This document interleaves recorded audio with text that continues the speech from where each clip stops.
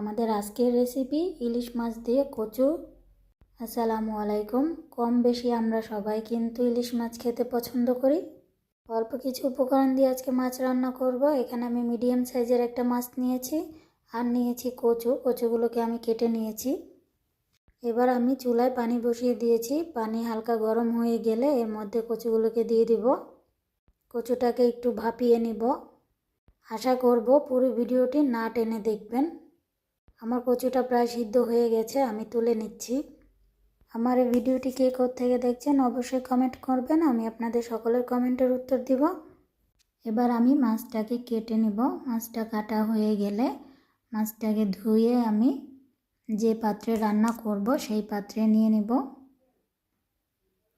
দিয়ে দিচ্ছি স্বাদ মতো লবণ, 1.5 চা চামচের মতো দিয়ে দিব হলুদ গুঁড়ো, মরিচের গুঁড়ো দিয়ে দেব 1 টেবিল চামচ পরিমাণ। ঝালটা আপনারা আপনাদের স্বাদ অনুযায়ী দিবেন।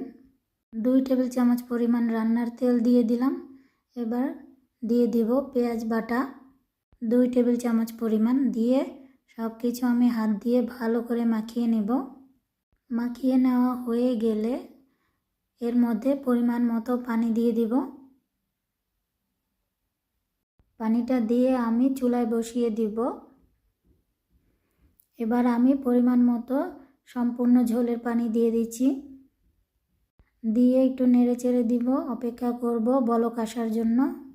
বলক চলে আসলে এর মধ্যে আমি সিদ্ধ করে রাখা কচুটা দিয়ে দিব। আমি সবগুলো কচু দিয়ে দিচ্ছি। কচুটা দেওয়া হয়ে গেলে এভাবে ঢেকে রান্না করব এখন প্রায় 15 মিনিটের মতো। আপনারা আপনাদের চুলার আঁচ অনুযায়ী রান্না করবেন। আমি যেহেতু মাটির চুলায় রান্না করি, আমি আমার আন্দাজ অনুযায়ী রান্না করি। এরকমভাবে ইলিশ মাছের ঝোল রান্না করলে আমার কাছে খেতে কিন্তু অনেক মজা লাগে। ইলিশ মাছ আর কচুর তরকারিটা আপনাদের কাছে কেমন লাগে অবশ্যই কমেন্ট করবেন। আমার রান্না প্রায় শেষের দিকে, আমি এখন তুলে নিব। দেখুন কালারটা কত সুন্দর এসেছে। আমি একটু বাটিতে তুলে দেখিয়ে দিচ্ছি।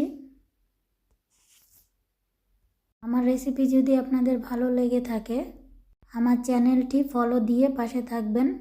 আর এইরকম মজার মজার রান্নার ভিডিও পেতে অবশ্যই কমেন্ট করবেন। সবাই ভালো থাকবেন, সুস্থ থাকবেন। আল্লাহ হাফেজ।